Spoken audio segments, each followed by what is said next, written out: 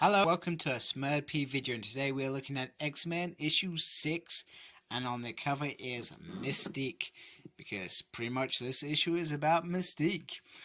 And I really enjoyed this issue. It was a lot of fun. I'd say it was a lot of fun. I just enjoyed it. It seemed to really flow as well. So pretty much the story starts with Destiny and Mystique. I can't remember when this is, when she died, or when it's later, when she returns in Necrotia. Maybe it is when she died. I'm about to read that story, actually, so I may have to revisit that. And it begins with Destiny telling Mystique that I'm about to tell you something.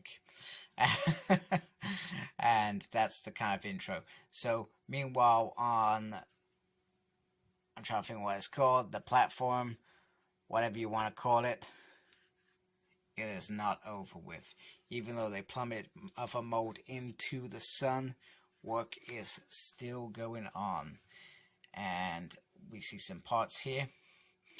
And it's Karima, and pretty much they've called a porter, or courier, whatever you want to call it, to take it over to, from the director to, trying to think of her name now. Damn it, forgotten her name. Dr. Gregor.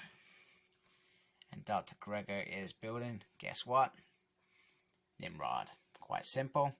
And this issue is called Something's Not Right. And pretty much these are characters, so we get some good characters, we get some evil characters. But anyway, we get characters. And here's the talented team that deliver this. And issue 6 is called The Oracle. Now you can surmise that the Oracle is Destiny. So we get a kind of flashback back to when Xavier was talking to Mystique in either House of X or Powers X. One of them, they talk to each other, and they're both kind of using each other.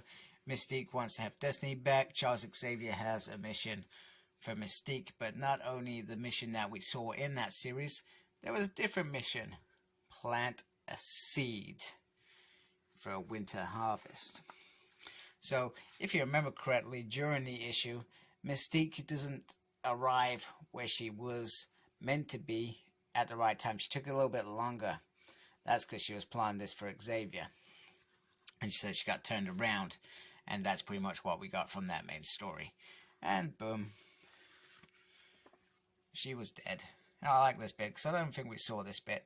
However, the plant was it done. So they're back in the world, and Xavier, he goes into that.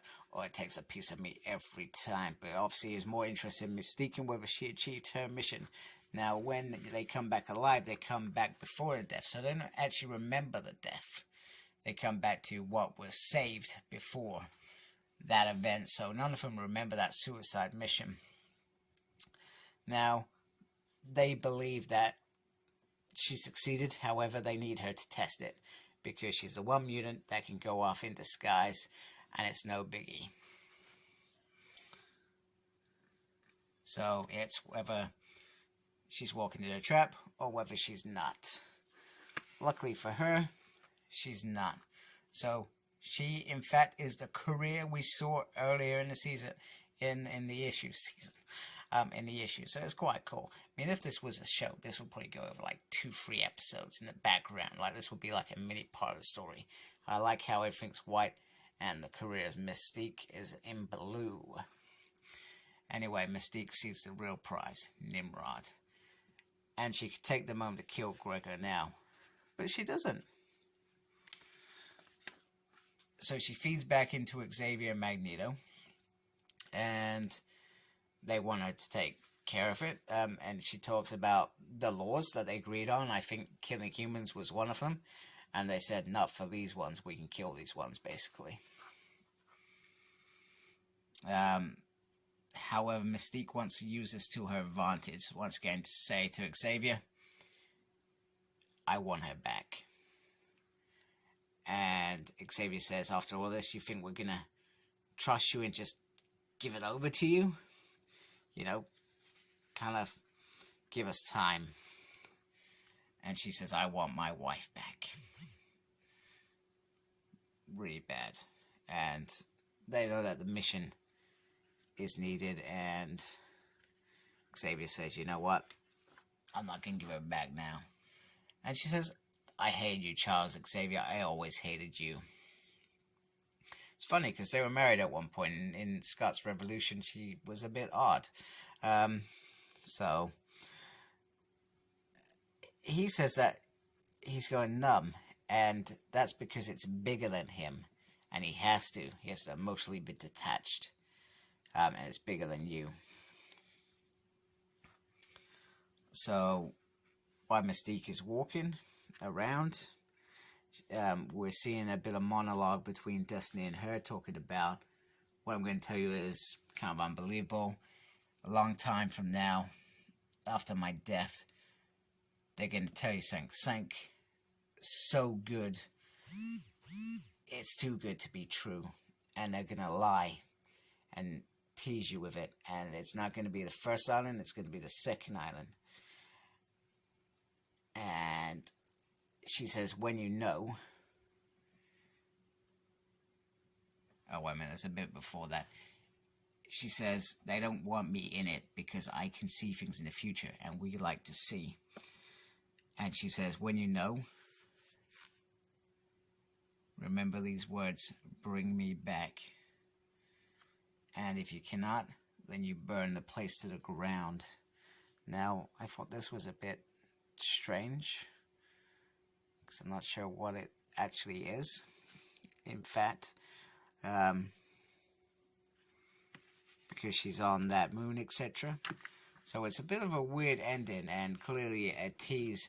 Now, in this issue, it's nice to see what started off in Powers of X and House of X with the Mother Mold, the space station coming in.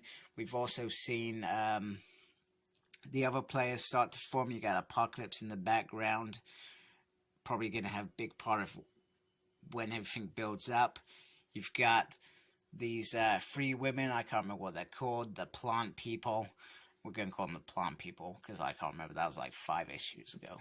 It probably was, it's more like 3. And then we got Children of the Vault, and we've got Mystique, who is going to probably be a big player in this. So, another little hint, another little puzzle, and it's very slow. Very slow coming together, but that's what I think people like about Hickman, because he's telling us stories, taking us on a journey.